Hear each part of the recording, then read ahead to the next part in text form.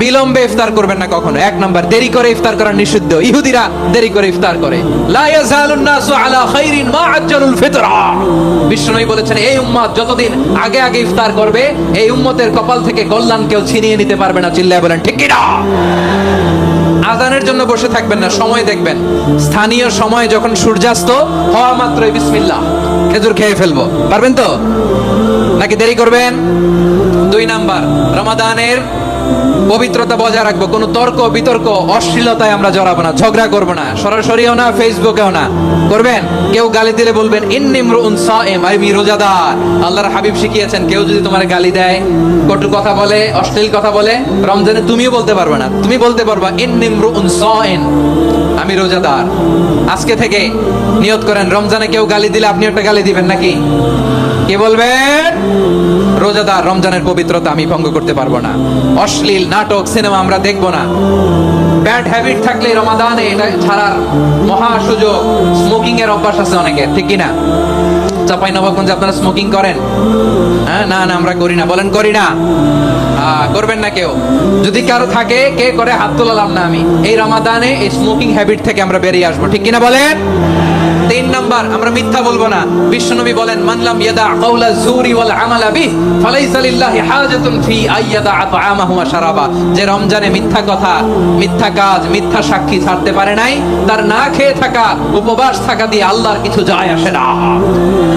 এজন্য মিথ্যার সাথে আমাদের কোনো সম্পর্ক আছে?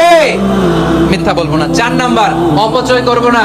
ইন্নাল মুবাযযিরিনা কানু ইখওয়ানাশ শায়াতিন ওয়া কানা শাইতানু লিরাব্বিহি কাফুরা। অপচয়কারী শয়তানের ভাই। আচ্ছা, যে শয়তানের ভাই ও নিজেও আরেকটা কি? শয়তান। যে শয়তানের ভাই ও নিজেও আরেকটা কি? অপচয় করব না। ইফতারি করতে যে আমরা অনেকে অপচয় করি, এগুলো করবেন আপনারা? না, অপচয় অপব্যয় করব না। 5 নাম্বারে, রিয়া, লোক দেখানো ইবাদত আমরা করব না। লোক দেখানোর জন্য নামাজ, রোজা, জিকির, তেলাওয়াত, দান, সদকা এগুলো করলে আল্লাহর দরবারে এগুলো কবুল হবে? বিশ্বনবী বলেন, দাজ্জালের ফিতনার চেয়ে একটা বড় ফিতনার ভয় আমি করি। সেটা কি? আর রিয়া, শো অফ মেন্টালিটি, লোক দেখানো মানসিকতা। এটা থেকে আমরা বিরত থাকবো ইনশাআল্লাহ। 6 নাম্বার, অনেক গুরুত্বপূর্ণ। ব্যবসায়ী ভাইয়েরা, ব্যবসা করেন কারা কারা? হাত তুলে দেখান তো আমারে। মাশাআল্লাহ, হাত নামান। ব্যবসায়ী ভাইয়েরা, অনেক অসাধু ব্যবসায়ী আছে, রমজান আসলে নিত্য প্রয়োজনীয় পণ্যের মূল্য বৃদ্ধি করে দেয়। এরকম আছে না নাই?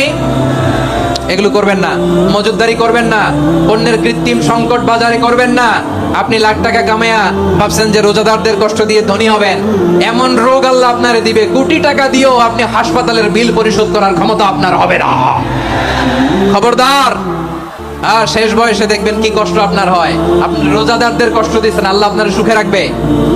আল্লাহর দোহাই লাগে, আমার ব্যবসায়ী ভাইরা এটা করবেন না। আরব বিশ্বে আমরা দেখেছি, আরব বিশ্বের ব্যবসায়ীরা সারা বছরে ব্যবসা করে, রমজানে ভর্তুকি দেয়। আর আমার দেশের কিছু অসাধু ব্যবসায়ী রমজানে গলাকাটা ব্যবসা করে আর সারা বছর সইটার উপর দিয়ে চলে। চিল্লায় বলেন ঠিক কিনা? করবেন না, এটা করবেন না। নিত্য প্রয়োজনীয় পণ্যের মূল্য বৃদ্ধি করা হারাম, পণ্যের কৃত্রিম সংকট তৈরি করা হারাম, মজুদদারি করা হারাম, রোজাদারদেরকে কষ্ট দেয়া হারাম। এটা করবেন না। 7 নম্বরে সর্বশেষ কথা, অধীনস্থ যারা আছে তাদের কাজের চাপ আপনারা কমিয়ে দিবেন। কাজের লোক, ফ্যাক্টরির ওয়ার্কার, স্টাফ, তাদের প্রতি যদি রহম করেন, আপনার উপর রহম করবে কে? রমাদান যেমনি দ্য মান্থ অফ হোপ, আশা জাগানিয়া মাস, এট দ্য সেম টাইম এই রমাদান হচ্ছে মান্থ অফ ওয়ার্নিং, একটা ওয়ার্নিং এর মাস। নবী যেমনি আশা জাগাইছে, আবার ওয়ার্নিং দিয়েও গেছে, খবরদার। ওয়ার্নিংটা কেমন? আল্লাহর হাবিব সাল্লাল্লাহু আলাইহি ওয়াসাল্লাম মসজিদে নববীর ভেতরে হঠাৎ তিনি মসজিদে নববীর মিম্বারে পা রেখে বললেন আমিন। দ্বিতীয় ধাপে পা রেখে বললেন আমিন। তৃতীয় ধাপে পা রেখে বললেন আমিন। সাহাবারা অবাক হয়ে বললেন, ইয়া রাসূলুল্লাহ, ইয়া হাবিবাল্লাহ, 3 বার শুধু আমিন আমিন পড়লেন, কেন পড়লেন আমরা কিছু জানি না, আমাদেরকে জানিয়ে দেন কেন আপনি 3 বার আমিন বললেন? রাহমাতাল লিল আলামিন আল্লাহর হাবিব বললেন, ও আমার প্রাণের সাহাবীরা, আমি যখন মসজিদে নববীর মিম্বারের প্রথম ধাপে পা রেখেছি, সাইয়েদনা জিবরিল এসে আমাকে বলেছে, ও নবী, আপনার নাম শুনে যে ব্যক্তি আপনার উপরে দুরূদ পড়ে না তার ধ্বংস। আপনি বলেন আমিন। আমি বলেছি আমিন। দ্বিতীয় ধাপে পা রাখার পর সাইয়েদনা জিবরিল বললেন, ইয়া রাসূলুল্লাহ, মাতা পিতাকে বার্ধক্য অবস্থায় পেয়ে তাদের সেবা করে, তাদের সাথে সদাচরণ করে যে সন্তান জান্নাত কামাতে পারলো না, তার জন্য ধ্বংস। আপনি বলেন আমিন। আমি বলেছি আমিন।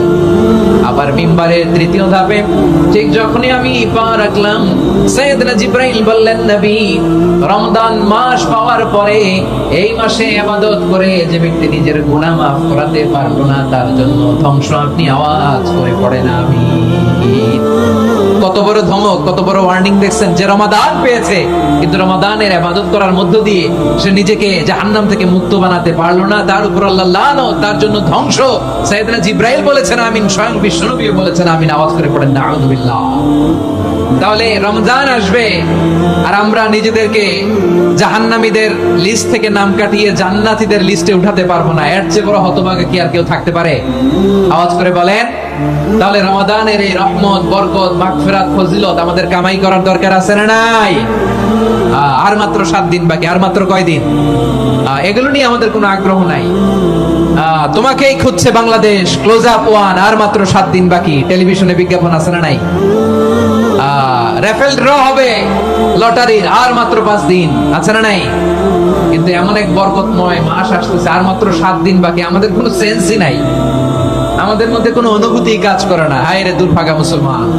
আমার প্রিয় ভাইরা, আপনি পৃথিবীতে যত ইবাদত করেন সব ইবাদতের সওয়াব নির্ধারিত। এটা পাবেন বা ওইটা পাবেন, এই সওয়াব জান্নাতে, এই বাড়ি ওই বাড়ি। শুধু সিয়ামের সওয়াবটা অনির্ধারিত। কুল্লু আমাল ইবনে আদম ইউদাআফ আল হাসানাতু আশরু আমসালিহা ইলা 700 দি'ফিন ইল্লা সাওম। সব নেক আমলের সওয়াব বাড়তে বাড়তে 700 গুণ, কিন্তু রোজা ছাড়া। রোজার সওয়াব কি হবে? বান্দা খালি রোজা রাখে, ফেরেশতারা কিছু লিখতে পারে না আমলনামায়, কারণ আল্লাহ বলে এটা কিছু লিখিস না, কারণ as-সাওমুলি, এই রোজা রাখছে আমার জন্য, ওয়া আনা আজজি বিহি, এই রোজার সওয়াব, প্রতিদান, অ্যাওয়ার্ড, এটা কিয়ামতের দিন আমি আল্লাহ নিজ হাতে দেব, নিজ হাতে দেব। আরেক বর্ণনায় এসেছে ওয়ানা উজজাবি, আমি আল্লাহ নিজেই হয়ে যাব রোজার প্রতিদান। সুবহানাল্লাহ পড়েন। আবার আল্লাহর হাবিব বলেন, ইন্না ফিল জান্নাতি সামানিয়াতু আবওয়াব, জান্নাতের দরজা মোট 8টা। ফিহা বাবুন ইউসাম্মা আর-রায়্যান, 8টা দরজার মধ্যে স্পেশাল একটা দরজা আছে, ওই দরজাটার নাম হলো আর-রায়্যান। রায়্যান দরজা, লা ইয়াদখুলুহু ইল্লা সাইমুন, রোজাদাররা ছাড়া কেউ ওই রায়্যান দরজা দিয়ে জান্নাতে ঢুকতে পারবে না। শুধু রোজাদারদের জন্য ওই দরজাটা খোলা থাকবে। দরজাটার নাম আর-রায়্যান। এই লাখো জনতা আওয়াজ করলে এই আওয়াজ হয়। বলেন, রোজাদারদের জন্য জান্নাতে স্পেশাল যে লাল গালিচার সংবর্ধনা এন্ড স্পেশাল এন্ট্রি, ওই দরজাটার নাম কি? আর-রায়্যান শব্দটা কেমন লাগে? ভালো লাগে। অনাগত সন্তান যদি কারো আসে, ছেলে সন্তান, নাম রেখে দিয়েন আর-রায়্যান। পারবেন? আমাকে সবাই ধরে রাস্তা ঘাটে, বাসায়, অফিসে, আদালতে, এয়ারপোর্টে ধরলে, হুজুর আমার একটা ছেলে হবে 2 মাস পরে, একটা নাম দেন। চাপাই নবাবগঞ্জ বাসীর জন্য আমি একটা নাম দিয়ে গেলাম। সামনের 2-3 মাসে, 4 মাসে, 6 মাসে যাদের ছেলে সন্তান হতে পারে বলে মনে করেন, যদি পছন্দ হয় নামটা, নাম রেখে দিয়েন রায়্যান। কি নাম? লা ইয়াদখুলুহু ইল্লা সাইমুন, রোজাদাররা ছাড়া কেউ ঢুকতে পারবে না। মান দাখালাহু লাম ইয়াদমা আবাদা, একবার যে এই গেট দিয়ে ঢুকবে, he will never be thirsty again, তার গলা থেকে চিরকালের জন্য আল্লাহ তৃষ্ণা মিটায় দিবে। আমরা ওই রায়্যান দরজা দিয়ে সেদিন জান্নাতে ঢুকতে চাই কি চাই না? আমার প্রিয় ভাইরা, প্রতি রাতে রমাদানে আল্লাহর ফেরেশতারা আহ্বান জানায়, ইয়া বাগিয়াল খাইরি আকবিল, ইয়া বাগিয়াশ শাররি আকসির, হে কল্যাণের পথের যাত্রী, আকবিল, প্রসিড, আরো ইবাদত করো, আগাও আগাও, আরো জান্নাতের নাজ নেয়ামত কামাও। হে অকল্যাণের পথের যাত্রী, আকসির, স্টপ স্টপ, অনেক হয়েছে। আন্না, এই রমাদান এটা পাপের মাস নয়, এটা ইবাদত করে জান্নাত কামানোর মাস। চিল্লায় বলো ঠিক কি না?